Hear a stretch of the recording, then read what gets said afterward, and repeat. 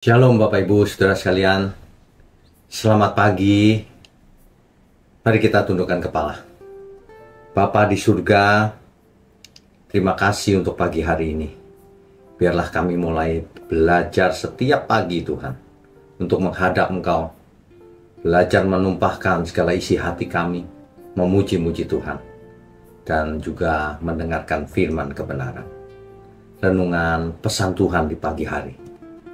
Terima kasih, urapi mulut hamba-Mu untuk menyampaikan kebenaran ini. Hanya di dalam nama Tuhan Yesus kami berdoa. Amin. Bapak Ibu Saudara sekalian, sebenarnya hidup ini cuma ada dua pilihan. Mau menjadi orang suci ataukah manusia berdosa. Cuma itu saja.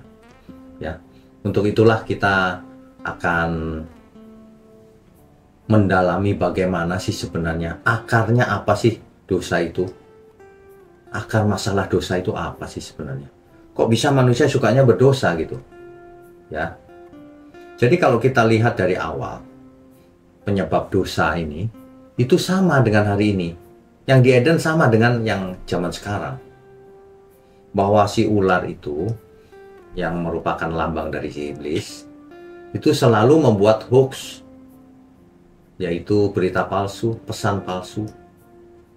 Dahulu Hawa disesatkan pikirannya oleh si ular, yaitu kalau makan buah itu maka tidak mati, melainkan menjadi seperti Allah, kan begitu kan? Padahal kata-kata aslinya adalah jangan kau makan buah itu, nanti kamu mati, gitu.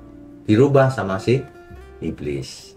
Itulah kejatuhan manusia pertama. Hari ini juga banyak kejadian seperti itu, saudara. Di dalam hidup ini, kita mau mendengarkan suara si ular atau suara Tuhan. Kan itu pilihan. Apa yang kita lakukan setiap hari? Apakah mau mendengar suara gosip saja? Atau mau mendengar suara yang benar? Suara Tuhan tentunya dalam hal ini firman kebenaran.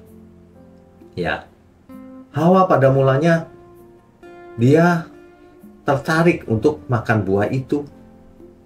Kenapa? Ia memikirkan kepentingannya sendiri, seleranya sendiri, tidak peduli perkataan Tuhan. Nah, ini inti daripada kejatuhan manusia itu dari dulu sampai sekarang. Orang tidak peduli perkataan Tuhan. Ya pasti dia jatuh dalam dosa, pasti. Ya. Dahulu di Kejadian 3 ayat 6 di situ dijelaskan, perempuan itu melihat pakai matanya, bukan? Bahwa buah pohon itu baik untuk dimakan menurut dia, menurut matanya dia. Dan sedap kelihatannya, enak dimakan. Lagi pula pohon itu menarik hati karena memberi pengertian. Dia tertarik hatinya sama, oh bisa menambah pengertian ya, memberi pengertian. Akibatnya lalu ia mengambil dari buahnya dan dimakannya dan diberikannya juga kepada suaminya yang bersama-sama dengan dia, dan suaminya pun memakannya. Ini sebenarnya dari dulu sama aja. Kenapa seseorang jatuh dalam dosa? Sama seperti Hawa. Ia pakai matanya sendiri, pakai telinganya sendiri, pakai pengertiannya sendiri. Ia tidak peduli apa kata Tuhan. Yang penting ia senang jatuh dalam dosa. Nah, hari ini juga sama, saudara. Tidak beda. Itulah sebabnya Rasul Paulus berkata, aku takut kalau pikiranmu disesatkan seperti Hawa disesatkan oleh ular itu. Apa artinya? Artinya modus operandi daripada si iblis ini tetap sama dari dulu sampai sekarang dan selamanya. Mau menipu manusia supaya manusia binasa. Begitu ya. Jadi ketika kita mengerti hal ini, tentu saja kita kalau tahu sumber masalahnya di mana, artinya kita bisa tahu solusinya apa.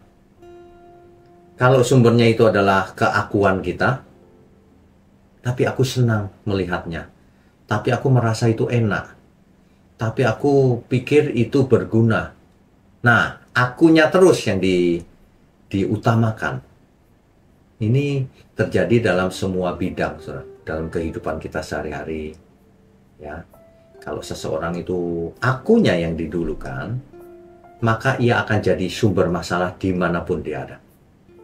Maka ia akan jatuh dalam dosa juga. Tidak jadi berkat, malah jadi sandungan. Ya, jadi sumber utamanya itu aku. Akar masalahnya itu memang ular yang menggoda. Tapi kan keputusan terakhirnya ada di tangan kita juga. Kita yang memutuskan, saudara. Memangnya si iblis bisa memaksa kita untuk buat dosa? Nggak bisa. Hanya menggoda.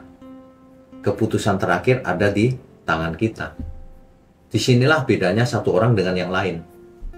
Ada orang yang sangat mengasihi Tuhan, sehingga ia taat kepada firman-Nya. Ada orang yang tidak peduli, anggap enteng firman Tuhan, seperti Esau dulu. Maka ia kehilangan hak kesulungan. Zaman sekarang kalau ia anggap enteng, ia kehilangan keselamatan. Ia akan tersesat dan akhirnya jatuh dalam dosa. Begitu ya, saudara ya. Jadi hidup ini bukannya untung-untungan. Hidup ini bukan untung-untungan, saudara. Hidup ini benar-benar pertandingan. Bukan seperti judi. Hidup ini benar-benar pertandingan. Perlombaan yang diwajibkan, kata Alkitab. Jadi kita ini masing-masing ikut perlombaan.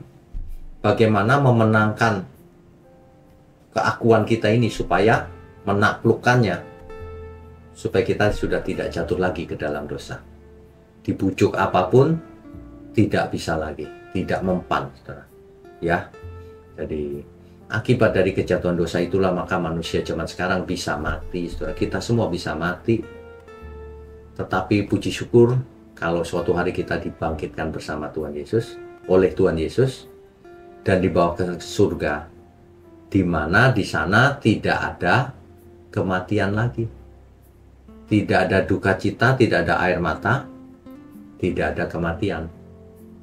Inilah yang mestinya menguatkan setiap kita, bahwa kita masih punya pengharapan. Di dunia ini kita harus mati, ya sudah, tapi nanti bersama Tuhan selamanya. Ya. Nah, jadi saudara, akar masalah dosa itu adalah diri sendiri. Ditawarin apapun oleh si ular, kalau diri sendiri lebih taat sama Tuhan, semua itu harus ditolak. Mari kita menghadapi hari-hari, memulai pagi hari ini dengan bekerja dan sebagainya. Tetapi ingat, sumber masalah itu ada di aku. Kalau seseorang tidak egois, tentu tidak ada masalah. Tidak membuat masalah. Kan begitu, ya. Mari kita belajar mematikan keakuan kita, sehingga kita tidak biasa buat dosa lagi. Mari kita matikan keinginan daging kita. Mari kita matikan segala sesuatu semua yang ada pada kita yang tidak berkenan bagi Tuhan. Mari kita jalani setiap hari dengan semangat yang menyala-nyala. Lakukan semuanya itu seperti untuk Tuhan. Maka kita akan sehat jasmani, rohani, semuanya. Karena ada dalam pemeliharaan Tuhan, karena ada dalam kebenaran, hidup kita menjadi orang-orang kudusnya Tuhan. Ya. Nah, jangan sampai seperti Hawa disesatkan oleh si ular itu, sehingga akhirnya bumi menjadi terkutuk, manusia menjadi bisa mati, Hawa jadi kesakitan waktu melahirkan, mengandung. Semua itu konsekuensi daripada dosa. Dan sekarang kita tahu akar masalah dari dosa itu adalah diri sendiri yang tidak takut Tuhan.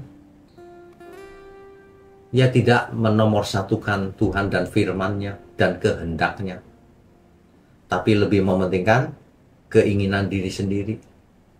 Nah ini, dan ini tuh ular atau si iblis itu tahu kelemahan manusia dari dulu cuma itu. Itulah sebabnya kalau seorang yang kedagingannya belum mati, ia tidak akan bisa melayani Tuhan dengan efisien dan efektif. Ia hanya melayani dirinya sendiri. Nanti timbul masalah di pekerjaan di mana-mana. Begitu ya, saudara ya. Nah, jadi Peringatan ini sudah diulang-ulang dari generasi ke generasi. Jangan seperti Esau, jangan seperti Hawa diperdaya oleh ular itu.